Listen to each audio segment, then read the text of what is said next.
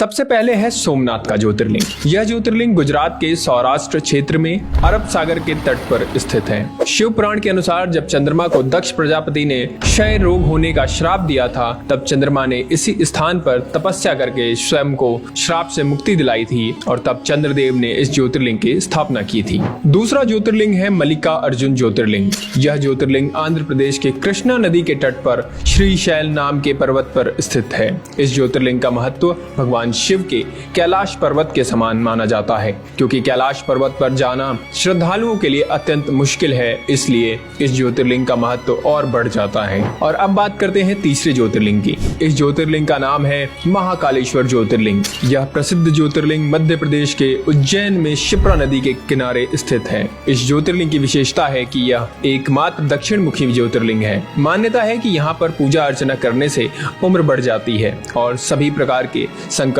टल जाते हैं। चौथा ज्योतिर्लिंग है ओमकारेश्वर ज्योतिर्लिंग। यह ज्योतिर्लिंग मध्य प्रदेश के प्रसिद्ध शहर इंदौर के पास स्थित है। जिस स्थान पर ज्योतिर्लिंग है उस स्थान पर नर्मदा नदी बहती है और यह नदी चारों ओर बहती है, जिसमें यहाँ ओम का आकार बनता है, इसलिए इसे ओमकारेश्वर के नाम से जाना जाता है। मान्यता है कि तीर्थयात्री सभी तीर्थों से जल लाकर ओमकारेश्वर में अर्पित करते हैं और तभी उनके सारे तीर्थ पूरे माने जाते हैं। पांचवा है केदारनाथ ज्योतिर्लिंग।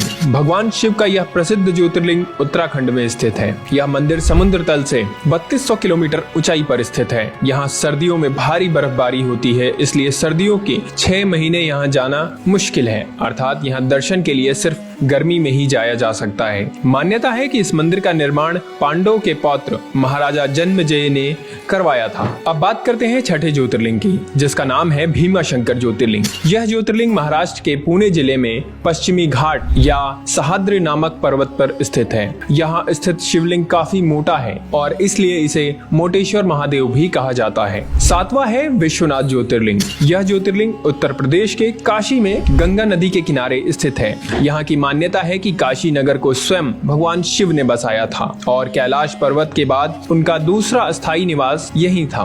कहा यह भी जाता है कि काशी भगवान शिव के त्रिशूल पर टिका हुआ है और माना जाता है कि जिस जगह ज्योतिर्लिंग स्थित है वो जगह कभी भी लुप्त नहीं होती और सदियों से वैसी की वैसी स्थापित है। कहते हैं जो भक्त इस शहर में आकर भगवान शिव की पूजा करते हैं उन्हें हर तरह के पाप से मुक्ति मिल जाती है। आठवां ज्योतिर्लिंग है त्र्यंबकेश्वर ज्योतिर्लिंग। यह ज्योतिर्लिंग गोदावरी नदी के किनारे महाराष्ट्र राज्य के नासिक जिले में स्थित है। कहा जाता है कि गौतम ऋषि और गोदावरी नदी के बुलाने पर भगवान शिव को इस ज्योतिर्लिंग में आकर बसना पड़ा था। इस ज्योतिर्लिंग की सबसे खास बात यह है कि यहाँ ब्रह्मा, विष्णु और महेश तीनों ही विराजित हैं, जबकि अन्य सभी ज्योतिर्लिंग में केवल भगवान शिव ही विराजित हैं। अब बात करते हैं 9वें ज्योतिर्लिंग की, जिसका नाम है वैद्यनाथ ज्योतिर्लिंग। यह ज्योतिर्लिंग झारखंड राज्य के देवघर में विराजमान है। मान्यता है कि इसे लंकापति रावण ने स्थापित किया था। दरअसल इस शिवलिंग को रावण ने अपने 9 सिरों की भेंट चढ़ाकर भगवान शिव से वरदान मांगा था। 10वां ज्योतिर्लिंग है नागेश्वर ज्योतिर्लिंग। यह ज्योतिर्लिंग गुजरात के बडोदरा क्षेत्र में गोमती द्वारका के पास स्थित है।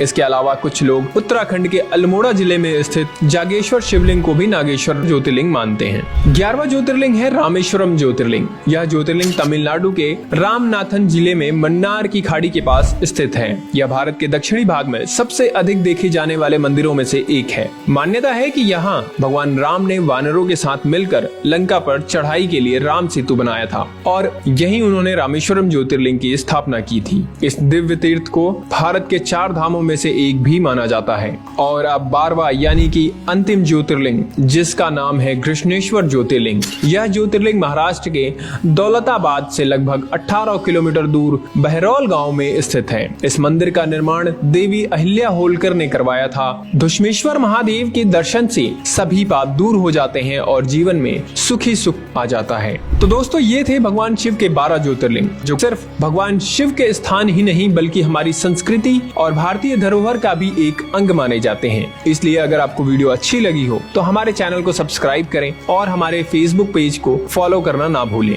वीडियो को लाइक करें और इसे शेयर करें, क्योंकि हम आपके लिए इसी तरह के और भी वीडियोस लाते रहेंगे। तो मिलते हैं आपसे अगली वीडियो में, तब तक के लिए हर हर महादेव।